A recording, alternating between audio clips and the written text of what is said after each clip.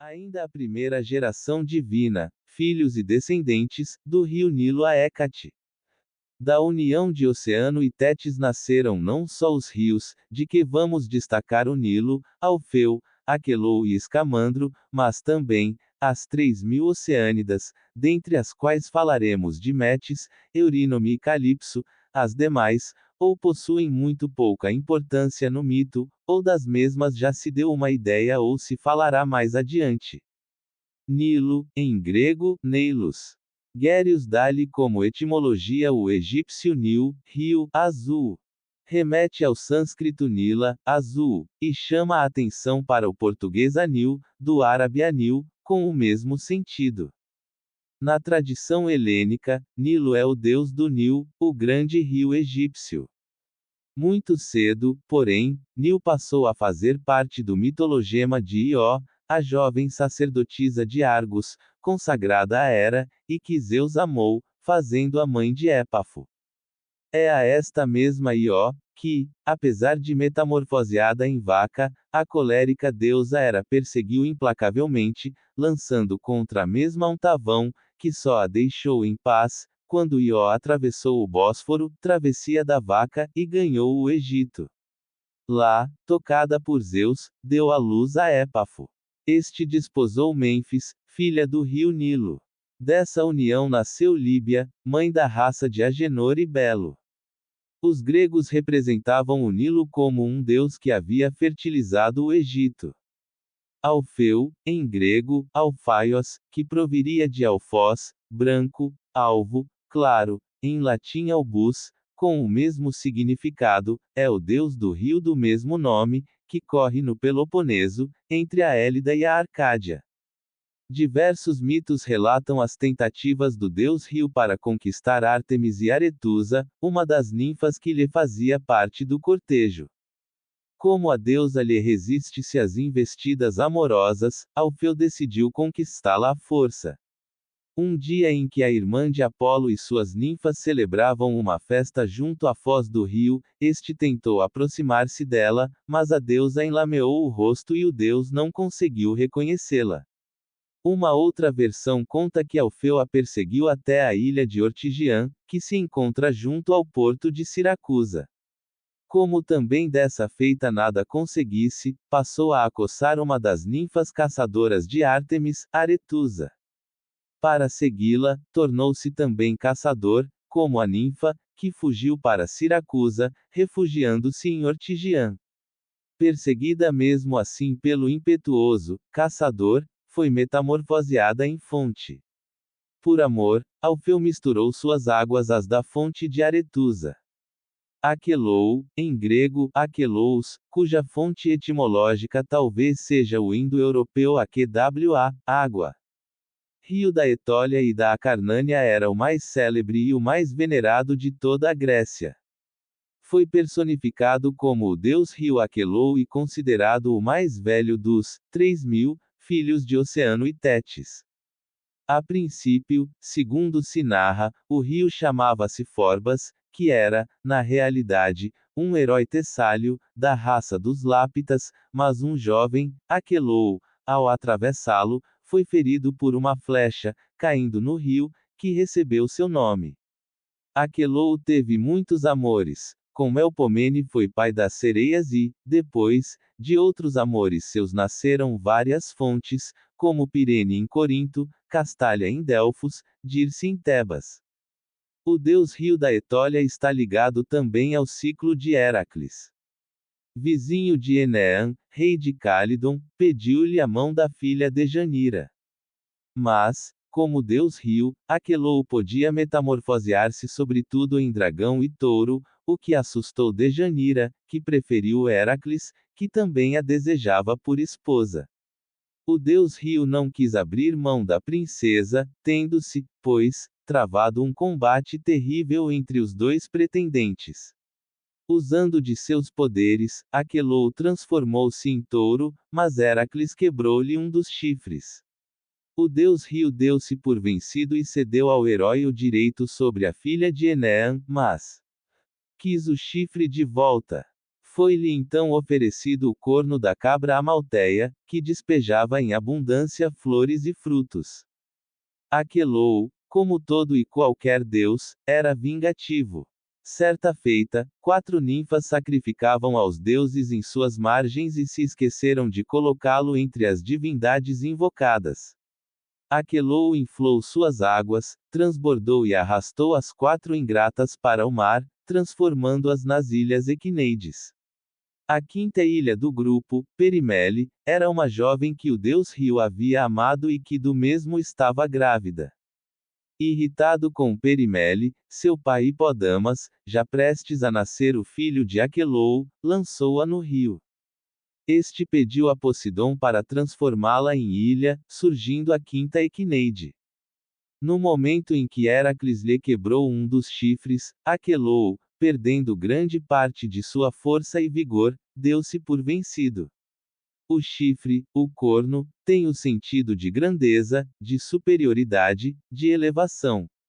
Simboliza, por isso mesmo, o poder, a autoridade, características básicas de quem o possui, como os deuses Dioniso, Apolo Carnio e o rei Alexandre Magno, que tomou o emblema de Amon, o deus carneiro, chamado no livro dos mortos, o senhor dos 2 cornos. Carnio, em grego, carneios, é um epíteto de Apolo, enquanto deus dos rebanhos e das colheitas, particularmente entre os povos dórios. Reis e guerreiros de culturas diversas, nomeadamente os gauleses, tinham chifres em seus capacetes. É mister levar em conta, no entanto, que o poder atribuído aos cornos não é apenas de ordem temporal. Os chifres do carneiro são de caráter solar e os do touro, de caráter lunar, dado o poder de fecundar do astro e do satélite, e de ambos os animais que os representam. A associação da lua e do touro é bem atestada entre os sumérios e os hindus. A lua é designada no Camboja como um corno perfeito, em sua fase crescente. O Mahabharata fala do corno de Siva, já que este se identifica com sua montaria, o touro Nandin. Os chifres dos bovinos são atributo da Grande Mãe Divina. Onde quer que apareçam, seja nas culturas neolíticas, na iconografia ou ornamentando os ídolos de forma divina, os cornos marcam a presença da grande deusa da fertilidade. Evocam os sortilégios da força vital, da criação periódica, da vida inexaurível e da fecundidade, vindo assim a simbolizar, analogicamente, a majestade e os obséquios do poder real. A exemplo de Dioniso, os chifres de Alexandre Magno retratam-lhe a autoridade e o gênio, que são de origem divina, e que deverão assegurar a prosperidade de seu império. Se o chifre, as mais das vezes, é um símbolo lunar e portanto feminino, como o é o do touro, pode tornar-se também um emblema solar, masculino, como o chifre do carneiro. Este último aspecto explica, aliás, que o chifre é um símbolo de virilidade. O grego, keras, o sânscrito linga e o latim cornu não significam apenas chifre, mas também força, coragem, potência. É assim que, por sua força e função natural, o chifre retrata o pênis. No tocante a corno, como epíteto de marido enganado pela mulher, por cornos, por cifres, cornear, chifrar, que Luiz da Câmara Cascudo, Dicionário do Folclore Brasileiro, p. 204, s. U. Cornos, acha inexplicável, talvez se pudesse esclarecer como uma antífrase, uma litiotis, uma afirmação por meio da negação do contrário, já que o chifre é símbolo de potência, por chifres, é negar, de certa forma, a vítima tal virtude. De qualquer modo, o epíteto é de uso muito antigo. Na Grécia, kerrata poiei antine, fazer chifres em alguém, por chifres no marido, já era empregado, como em Artemidoro, sec. I.P. C. Oniro Criticum Libri V. 5 livros sobre a interpretação dos sonhos, 2,11. A coisa depois se generalizou. Informa o mesmo Luiz da Câmara Cascudo, O.P. Cite, p. 204 quadrado, que, nos meados do século XIV, quando o rei Fernando de Portugal arrebatou Dona Leonor Teles ao marido, este, João Lourenço da Cunha, fugiu para a Espanha e por lá viveu, ostentando no chapéu um corno dourado, singular identificação do símbolo. No século XVIII, D. José, rei de Portugal, pela lei de 15 de março de 1751, mandava abrir rigoroso inquérito pelo hábito ridículo de se colocarem chifres às portas das pessoas casadas. Possivelmente, em algum tempo e lugar, torna-se comum, de modo antecipado, o sujeito casado ostentar o chifre em sua casa ou seu chapéu antes, durante ou depois de algum possível adultério. Mas, na medida em que o chifre designa o poder, a este se conjuga a agressividade. Agni possui cornos imperecíveis, aguçados pelo próprio Brahma, e o chifre acabou por traduzir um poder agressivo do bem ou do mal.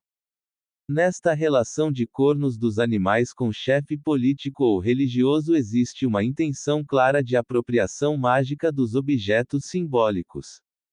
O chifre, o troféu traduzem a exaltação e a posse da força. O soldado romano, após uma grande vitória, ornamentava o capacete com um corniculum, isto é, com um chifrinho. Na tradição judaica e cristã, o chifre simboliza a força e tem o sentido de raio de luz, de clarão, de relâmpago. Quando Moisés desceu do Sinai, seu rosto lançava raios, que a Vulgata traduz em seu sentido próprio por cornos, es 34,29-30 e 35, e é muito bem representado na escultura Moisés. Este é o motivo por que Michelangelo Buonarroti, por exemplo, representou Moisés com chifres, com aspecto de crescente lunar. Os 4 cornos do altar dos holocaustos colocados no templo designavam as 4 direções do espaço, isto é, a extensão ilimitada do poder de Deus. Nos Salmos, o corno simboliza a força de Deus, que é a mais poderosa defesa daqueles que o invocam. Eu me abrigo nele, meu rochedo, meu escudo e meu corno de salvação, SL 17,2-3. Pode simbolizar igualmente a força altaneira e agressiva dos arrogantes, cuja pretensão é extirpada por Javé. Não levanteis o chifre, não ergais muito alto vosso chifre, não faleis, esticando a espinha, SL 74,6. Aos justos, pelo contrário, Javé dará força, ali farei germinar um chifre para Davi, SL 131,17.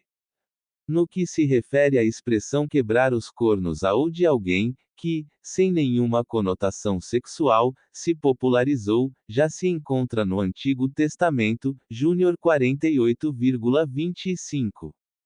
LM 2,3, SL 75,11, com o sentido preciso de destruir o poder, esmagar a soberba, exatamente como na acepção popular de abater a insolência, humilhar a arrogância. E já que o corno é o símbolo de força e poder, por uma simples associação foi transformado em poderoso elemento apotropaico, erguendo-se um chifre ou o esqueleto inteiro da cabeça bovina no alto de uma vara, dominando a plantação, tem-se um excelente amuleto contra a esterilidade e forças invisíveis e inimigas. O chifre é altamente benéfico à lavoura, afasta as pragas, é portador de chuva e protege contra o mal olhado. Daí o uso de amuletos, imitando chifres, como defesa contra o mal olhado. Um dos amuletos mais poderosos é uma variante da figa, a chamada mão cornuda, os dedos indicador e mínimo estendidos paralelamente, simulando chifres e os demais dobrados sobre a palma. É de uso imemorial e os modelos, em ouro e prata, reaparecem como alfinetes de gravata, barretes, berloques, com refinamentos de lavor artístico. No que diz respeito à cornucópia ou corno da abundância, é a mesma, na tradição greco-latina, o símbolo da fecundidade e da felicidade. cheia de grãos e de frutos, aberta em cima e não embaixo, como na arte moderna, é o emblema de Baco, seres, rios, abundância, constância e fortuna.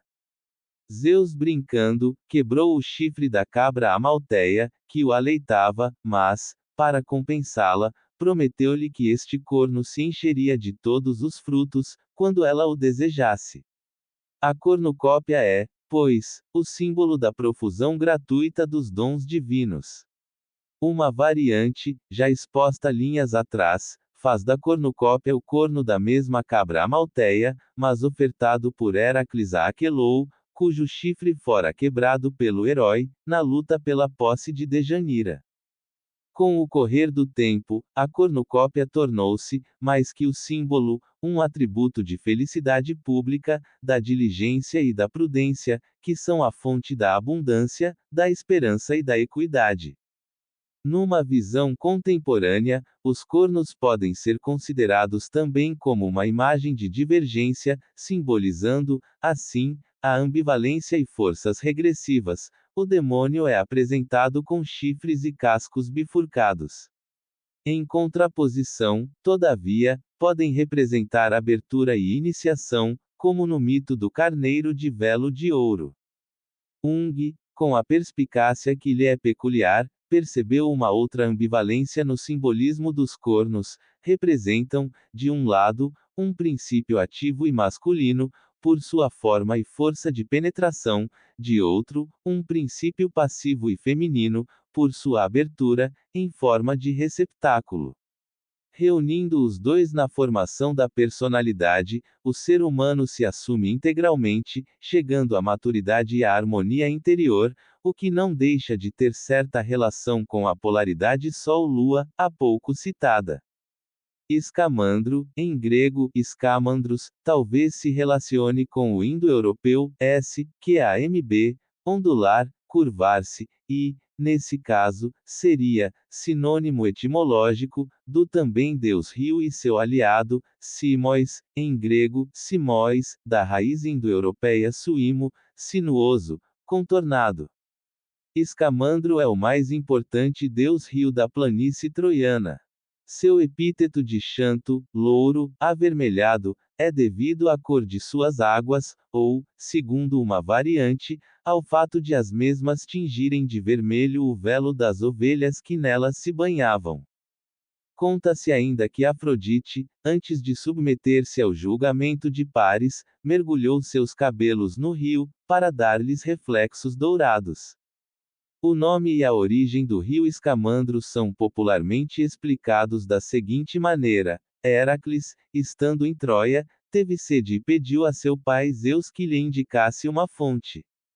O pai dos deuses e dos homens fez brotar da terra uma pequena corrente, mas o herói achou-a insuficiente para mitigar-lhe a sede e, por isso mesmo, cavou a terra, em grego skaptin, é cavar, e encontrou um lençol de água, que se chamou a fonte de Escamandro. Na Ilíada, já se comentou, e a repetição visa tão somente a dar unidade ao mito, farto de receber tantos cadáveres em suas águas, o deus rio quis lutar com Aquiles. Transbordou e ameaçou seriamente afogar o filho de Tétis. Foi necessário a intervenção de Hefesto que, com seu sopro ígneo, obrigou-o a voltar a seu leito. Tomados em bloco, os rios têm uma simbologia muito precisa e significativa. O símbolo do rio, do escoamento das águas, é, simultaneamente, o da possibilidade universal e do escoamento das formas, da fertilidade, da morte e da renovação. A corrente figura a vida e a morte. O rolar das águas para o mar, sua cheia ou a travessia de um rio para outro confluem, no fundo, para uma bacia comum.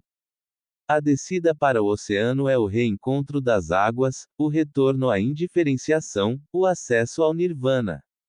A cheia é o retorno à fonte divina, ao princípio, a travessia é a luta contra os obstáculos que separam dois princípios, o mundo fenomenal e o estado incondicionado, o mundo sensível e o estado de desapego.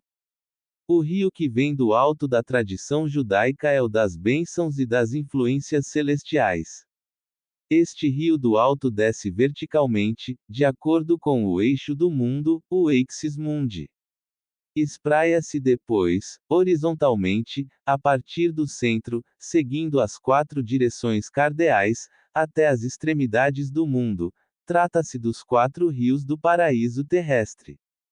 O rio que desce do alto é também o Ganges, o rio que purifica e catarcisa, porque escorre da cabeleira de Siva. Símbolo das águas superiores, o Ganges é ainda, enquanto rio purificador, instrumento de liberação. Na iconografia, o Ganges e o Yamuna são atributos de Varuna, como senhor das águas. A corrente do rio sagrado hindu é tão axial, que se denomina a corrente que circula por um tríplice caminho, percorrendo os 3 níveis, o celestial, o telúrico e o seteônio. Para os gregos os rios, filhos de Oceano e, por sua vez, pais das ninfas, eram semidivinizados e, por isso mesmo, objetos de culto. Ofereciam-se-lhes sacrifícios, lançando-se em sua correnteza touros e cavalos vivos. Dotados de uma grande energia sexual, os rios legaram ao mito uma enciclopédia de amor e uma constelação de filhos. Como qualquer potência fertilizante, cujas decisões e atos são misteriosos, podiam submergir, irrigar, fecundar e inundar, conduzir a barca em seu bojo macio ou fazê-la sossobrar. O piedoso Hesíodo, por isso que os rios inspiravam veneração e medo, aconselhava não atravessá-los, senão após uma prece fervorosa e determinados ritos de purificação. Não atravessem teus pés as magníficas correntes dos rios eternos. Antes, com os olhos cravados em seu curso, fez uma prece e lava tuas mãos nas águas frescas e límpidas. Quem atravessa um rio antes de purificar as mãos e lavar a consciência, atrai sobre si a cólera dos deuses, que, em seguida, o castigarão. Trabe. 737 a 741.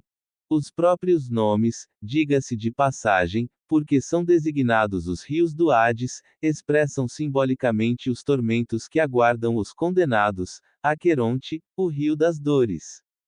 Cocito, o rio dos gemidos e das lamentações. Estige, o gélido rio dos horrores. Piriflegetonte, o rio das chamas inextinguíveis. Ilete, o rio do esquecimento. Em quase todas as culturas sempre existiram rios que simbolizavam e ainda simbolizam o grande rio cósmico, como o Ganges na Índia. O Nilo, no Egito, o Severn, na Inglaterra, o Jordão, na Palestina, o Tibre na Itália.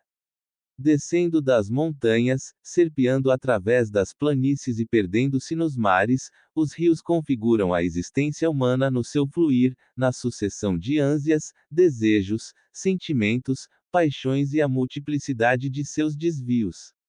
A esse respeito é significativo o pensamento de Heráclito. Vara os que entram nos mesmos rios, outras e outras são as águas que correm por eles. Dispersam-se e, reúnem-se, vêm junto e junto fluem, aproximam-se e afastam-se, fr. 12, de Els. Platão interpreta este fragmento de Heráclito como a absoluta continuidade da mudança em cada uma das coisas. Heráclito diz algures que tudo está em mudança e nada permanece parado e, comparando o que existe à corrente de um rio, diz que não se poderia penetrar 2 vezes no mesmo rio. Crátilo, 42ª. Penetrar num rio é para a alma entrar num corpo. A alma seca é aspirada pelo fogo, a alma úmida é sepultada no corpo. Possuindo uma existência precária, o corpo flui como a água e cada alma possui seu corpo particular, esta parte efêmera de sua existência, o seu rio. Transpostos os rios, vejamos agora as oceânidas. Metis, em grego, metis, palavra que é da mesma família que metron, medida. Metis é a sabedoria, a prudência. O sânscrito tem mati, e o latim, metiri, medir, no sentido físico e moral. Foi a primeira esposa ou amante de Zeus e foi ela quem lhe deu uma droga, graças à qual Crono devolveu todos os filhos que havia engolido. Tendo ficado grávida, Urano e Géia revelaram a Zeus que Metis teria uma filha e mais tarde um filho, que o destronaria, como ele próprio fizera com o pai Crono. A conselho de Géia ou da própria esposa, Zeus a engoliu e no tempo devido nasceu Atena, das meninges do deus. Eurínome, em grego, eurinome, de, euris, largo, amplo, como o verbo, eurinein, ampliar, dilatare, nomos, lei, direito, donde eurínome significa, a que tem amplos direitos, a que comanda amplamente.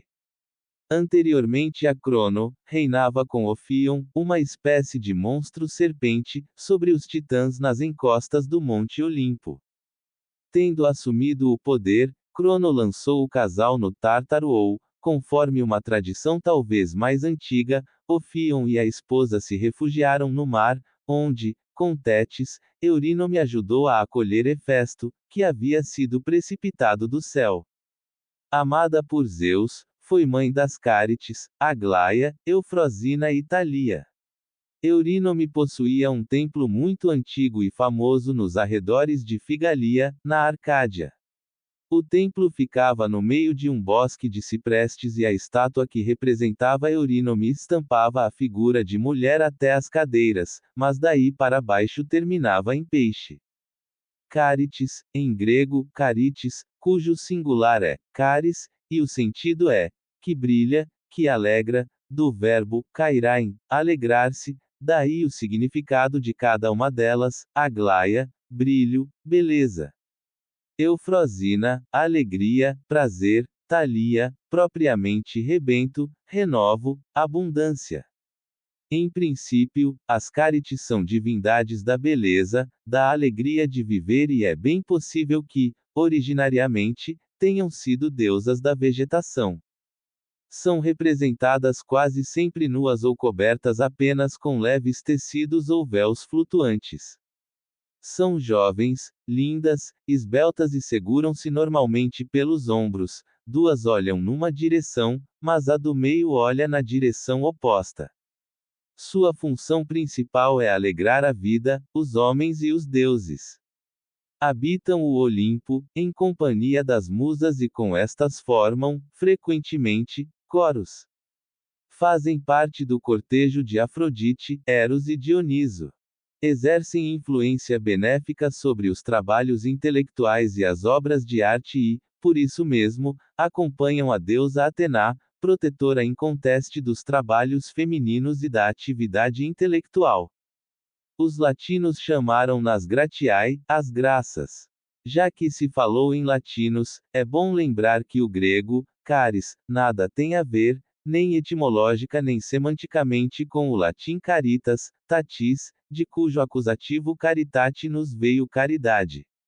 Caritas, a grafia charitas é simplesmente absurda, significa preço alto, carestia.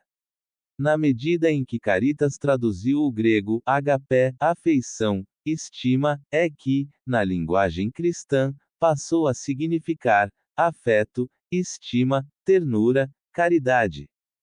Calipso, em grego kalui, calipso, do verbo kaliptein, cobrir, esconder, donde, aqui esconde.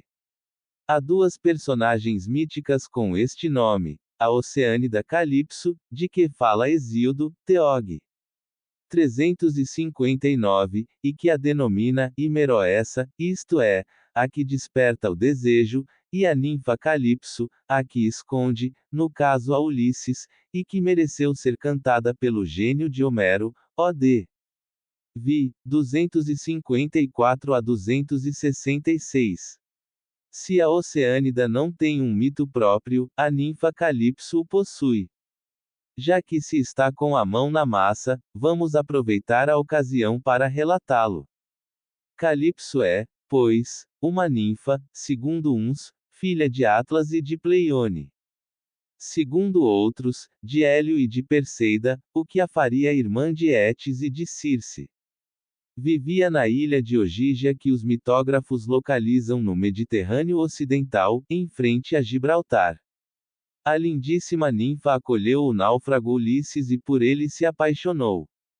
Habitava uma gruta profunda com amplos salões, que se abriam para jardins naturais, um bosque sagrado com grandes árvores e fontes que serpeavam por entre a relva. Em todas as dependências e em plena natureza, ninfas, que lhe faziam companhia e a ajudavam na arte de fiar e tecer, trabalhavam cantando. A Odisseia conta o quanto Calipso amava a Ulisses. Reteve-o durante 7 longos anos, oferecendo-lhe em vão a imortalidade. O herói, desejoso de ver ao menos o fumo que se erguia de sua terra natal, não se deixou seduzir, Ítaca, sua pátria, Telêmaco, seu filho, Penélope, sua esposa, e Ulisses mídia na saudade a saudade de quanto lhes queria. Dadas as súplicas de Atena em favor de seu protegido, Zeus enviou Hermes à ilha com ordens a Calipso para que libertasse Ulisses e o deixasse partir. Como derradeira homenagem, a ninfa lhe deu madeira para fabricar uma jangada, provisões para a viagem e indicou-lhe os astros que o guiariam. Tradições posteriores dão a Ulisses e Calipso um filho chamado Latino, ou ainda Auson, epônimo de Ausônia, nome antigo e poético da Itália. Outras atribuem-lhes não um, mas 2 filhos, Nausito e Nausinu, o que, evidentemente, lembra, naus, navio, barco. Uma vez que Hiperion e Teia muito pouco representam para o mito e que seus filhos Hélio e Selene serão estudados bem mais adiante, resta-nos Eos, que será focalizada a seguir, uma vez que também Crio e Euríbia e bem assim seus filhos Astreu, Palante e Persés nenhuma importância possuem na mitologia. François de Salignac de La Motte-Fénelon, em suas Les Aventures de Telemaque, lhe recolheu os suspiros 25 séculos depois, Calipso ne pouvait se consoler do départ d'Ulysse. Dança douleur, elle se trouvait malheureux de être immortelle. De Astreu e Eos nasceram os ventos Zéfiro, Bóreas e Noto. Eos, em grego, Eos, é a aurora personificada, adorada por todos os povos indo-europeus. Etimologicamente se prende à raiz auis, brilhar, sânscrito usas, aurora, dórico aos os, latim ur hora, alemão ost, leste. Aurora é representada como a deusa de dedos cor-de-rosa, como lhe chama Homero, Rododactylus eos, a aurora de dedos cor-de-rosa. Como tal, sua principal função é abrir as portas do céu ao carro do sol, descerrando as pálpebras do dia. Todo o seu mito é um tecido de amores. A princípio, unida a Ares, provocou os ciúmes de Afrodite, que se vingou, inspirando-lhe um amor louco e eternamente insatisfeito por heróis e simples mortais. O primeiro desses grandes amores foi o filho de Poseidon, o gigante Orion, por ela raptado e levado para a ilha de Delos, aliás com grande desgosto dos deuses. Tendo o filho de Poseidon tentado violentar Ártemis, esta enviou contra ele um escorpião que o picou no calcanhar, causando-lhe morte instantânea. Pelo serviço prestado a Ártemis, o escorpião foi transformado em constelação, tendo aliás Orion sorte análoga. Raptou, em seguida, Céfalo, filho de Deixan ou de Hermes, e levou-o para a Síria. Como Céfalo não lhe correspondesse ao amor e a tivesse abandonado, Eos inspirou-lhe dúvidas cruéis acerca da fidelidade da esposa Procris, ciúmes que, por sinal, se tornaram recíprocos e levaram a linda Procris a terminar seus dias tragicamente. Seu terceiro amor foi Titono, filho de Ilo e Plácia ou Leucippe, mas, em todo caso, de raça troiana. Titono foi levado para a Etiópia, o país do sol, nos velhos mitos. Deu-lhe 2 filhos, Hemation e Memnon. Este último, seu filho preferido, reinou sobre os etíopes, mas acabou sendo morto por Aquiles, na guerra de Troia. Eos havia pedido e obtido de Zeus a imortalidade para Titono. Ao formular o pedido, porém, se esqueceu de solicitar para o mesmo a juventude eterna e a beleza. Com o tempo, o outrora belo e vigoroso Titono chegou à mais lamentável decrepitude. A deusa, aborrecida, trancou-o em seu palácio, onde o imortal ancião levava uma vida miserável. À força de envelhecer, Titono perdeu seu aspecto humano e foi metamorfoseado em uma cigarra inteiramente dessecada. De Eos e Astreu, como se viu, nasceram os ventos Zéfiro, Bóreas e Noto.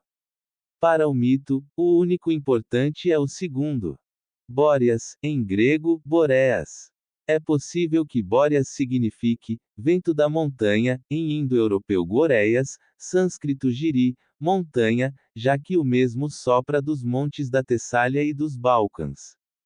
Personificado, Bóreas é o deus do vento do norte. Seu habitat é a Trácia, país frio por excelência. É representado ordinariamente como um demônio alado, barbudo, de grande vigor físico. Aparece coberto com uma túnica muito curta e plissada. Da raça dos titãs, personifica as forças elementares da natureza. Entre muitos de seus atos violentos, aponta-se o rapto de Oritia, filha do rei de Atenas, Erecteu, quando se divertia com suas amigas às margens do rio Ilisso. Levou-a para a Trácia, onde a fez mãe dos Boredas, nome porque são conhecidos sobretudo os dois filhos gêmeos de Bóreas, Calais e Zetes. Alados e impetuosos, desempenharam papel importante na expedição dos argonautas, como se viu, perseguindo as arpias, que não deixavam em paz o rei Fineu. Sob a forma de cavalo, Bóreas engendrou com as éguas do rei de Atenas, Erictônio, 12 potros. Bóreas e seus filhos eram tão ligeiros, que, correndo sobre um campo de trigo, nem mesmo se curvavam as espigas sob seu peso e, quando percorriam em alta velocidade a superfície do mar, as águas não se agitavam. Com uma Erínia e, posteriormente, com uma das arpias, Bóreas foi pai de outros cavalos velocíssimos. O simbolismo do vento é complexo e se reveste de múltiplas facetas. De um lado, por sua própria agitação, figura a instabilidade, a inconstância, a vaidade. Tratando-se de uma força elementar, o vento é cego e violento. De outro lado, o vento é sinônimo de sopro, do espírito, do influxo espiritual de origem divina. Em GN 1,2, o Espírito de Deus que se movia sobre as águas primordiais é denominado vento, em grego, pneuma, sopro, sopro do vento, em hebraico ruá, em latim espíritus, com o mesmo sentido. Nos Salmos, os ventos são muitas vezes considerados como mensageiros divinos, equivalentes dos anjos. O vento dá até mesmo seu nome ao Divino Espírito Santo.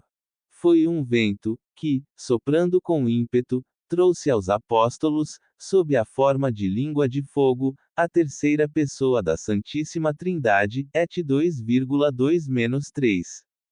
Em textos mais poéticos, o vento não raro é apresentado como o sopro da boca de Javé, os 13,15. Is 11,15, Jó 37,10. Foi o sopro de Deus quem ordenou o Tohu W Aborru, a desordem e o vazio, primitivo e animou o primeiro homem. Como instrumentos do poder divino, os ventos vivificam, punem, ensinam. Como manifestação do divino, traduzem-lhe as emoções, das mais ternas à ira mais violenta e impetuosa. É bom, aliás, não esquecer que alma em grego é psyche, sopro. Na simbólica hindu o vento VA acento circunflexo YU é o sopro cósmico e o verbo, o soberano do domínio sutil, o intermediário entre o céu e a terra. VA acento circunflexo YU penetra, quebra e purifica. Nas tradições cosmogônicas hindus das leis de Manu o vento nasceu do espírito e criou a luz. Nas tradições avésticas da Pérsia antiga, o vento é o suporte do mundo e o elemento regulador do equilíbrio cósmico e moral, a primeira de todas as criaturas foi uma gota de água. Orma-Zedê criou, em seguida, o fogo flamejante e conferiu-lhe um brilho que provém das luzes infinitas. Produziu, finalmente, o vento sob a forma de um jovem de 15 anos, que sustenta a água, as plantas, o rebanho e todos os seres. Para os gregos, os ventos eram divindades inquietas e turbulentas, a custo guardados em cavernas profundas nas ilhas Eólias. Além do rei e deus dos mesmos, Éolo, distinguiam-se 4 tipos de ventos: os do norte, Aquilão e Bóreas. Vento do sul, Austro; vento da manhã e do leste, Euro; e o da tarde e oeste, Zéfiro. O denominado vento druídico simboliza um aspecto do poder dos próprios druidas sobre os elementos e é tido como um veículo mágico, um sopro.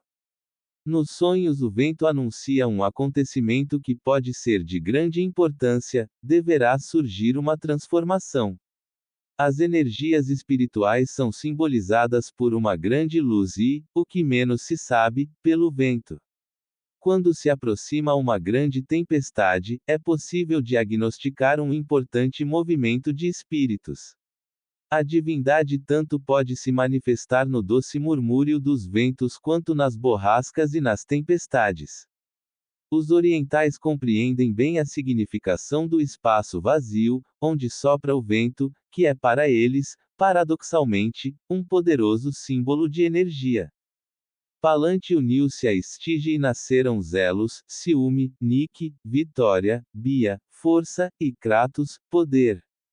Para complementar a explicação dada no capítulo 8, nota 109, vamos expor o mito de Estige.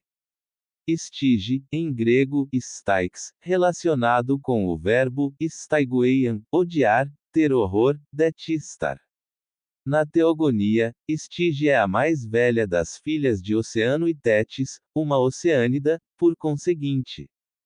Quando da luta de Zeus contra os gigantes, o pai dos deuses e dos homens pediu o auxílio de todos os imortais e a primeira a chegar foi Estige que, com seus filhos, muito contribuiu para a vitória final do Olímpico. Para recompensá-la, Zeus concedeu que ela fosse a garantia dos juramentos solenes pronunciados pelos deuses. Dava-se o nome de Estige a uma fonte da Arcádia, a qual nascia num alto rochedo e perdia-se nas entranhas da terra. Suas águas, dizia-se, tinham propriedades mágicas, eram um veneno mortal para homens e animais. Corroíam e destruíam tudo que nelas fosse lançado: ferro, metais e louça. As águas do rio infernal Estige, formado pelas águas da fonte do mesmo nome, tinham igualmente propriedades extraordinárias. Foi ali que Tétis mergulhou Aquiles para torná-lo invulnerável. E era sobretudo por essas águas que os deuses faziam seus juramentos. Quando um dos imortais queria se ligar por um juramento solene, Zeus enviava ao Hades a mensageira Íris, que trazia uma porção da água fatídica, para que servisse de testemunha ao juramento. O perjúrio, no caso, era considerado como falta muito grave e séria e a punição era terrível. Durante 1 ano o deus criminoso era privado de sopro, de ar, de espírito e lhe eram negados o néctar e a ambrosia. Mas não era apenas este o castigo: nos 9 anos subsequentes o culpado permanecia afastado do convívio dos imortais e não podia participar de suas assembleias e banquetes. Só se reintegrava na posse de suas prerrogativas no 10º ano. Essa água terrível, ao que parece, era considerada como o 10º braço do oceano, o rio original. Os 9 restantes formam as 9 espirais com que o rio infernal cerca o disco terrestre. Virgílio, descrevendo o Estige, fala das 9 espirais que circundam o reino dos mortos. Das 4 abstrações, que nasceram de Estige e Palante, Bia, a força, a violência, é a mais atuante. Na gigantomaquia encontramo-la lutando ao lado do Olímpico e no encadeamento de Prometeu, novamente ela surge juntamente com Kratos, o poder. As 4 fazem parte constante do cortejo de Zeus. De Ceos e Febe nasceram Leto e Astéria. Febe, em grego, Fibe, etimologicamente, a, brilhante, como feminino de, Foibos, o, brilhante, Febo, como epíteto de Apolo, não apenas por ser este o Sol, mas sobretudo porque, purifica, uma vez que, tanto Foibos como Foibe têm por base o verbo, foibagen, purificar, limpar. Atribui-se, por vezes, a Febe a fundação do oráculo de Delfos, enquanto companheira de Temis, o qual ela teria dado de presente a seu neto Apolo. Como de Leto se falará no mitologema de Apolo, seu filho, passemos diretamente a Astéria. Astéria, em grego, asteria, que se prende etimologicamente a aster, estrela, estrela cadente, meteoro, em latim estela, com igual sentido. Amada por Zeus, transformou-se em codorniz. Perseguida mesmo assim pelo pai dos deuses e dos homens, lançou-se ao mar, onde se tornou uma ilha, com o nome de Ortigian, a Ilha das Codornizes, uma vez que, em grego, Ortix, é codorniz, tanto quanto o sânscrito Vartaka. Mais tarde a ilha se chamou Delos, que se prende a Delos, claro, brilhante, porque lá nasceram o Sol, Apolo, e a Lua, Ártemis. Finalmente, da união de Perseu com Astéria nasceu Hécate. Hécate, em grego, Hecate, que é o feminino de Hecatos, isto é, que fere a vontade, que age como lhe apraz, qualidade específica da grande deusa, sobre que se apoia especialmente Hesíodo na Teogonia, 425 a 435. Deusa aparentada a Ártemis, não possui um mito próprio. Profundamente misteriosa, age mais em função de seus atributos. Embora descenda dos titãs e seja portanto independente dos deuses olímpicos, Zeus, todavia, lhe conservou os antigos privilégios e até mesmo os aumentou. Em princípio, uma deusa benéfica, que derrama sobre os homens os seus favores, concedendo-lhes a prosperidade material, o dom da eloquência nas assembleias, a vitória nas batalhas e nos jogos, a abundância de peixes aos pescadores. Faz prosperar o rebanho ou o aniquila, a seu bel prazer. É a deusa nutriz da juventude, em pé de igualdade com Apolo e Ártemis. Eis aí um retrato de Hécate na época mais antiga. Aos poucos, todavia, Hécate foi adquirindo características, atributos e especialização bem diferentes. Deusa Cetônia, passou a ser considerada como divindade que preside à magia e aos encantamentos.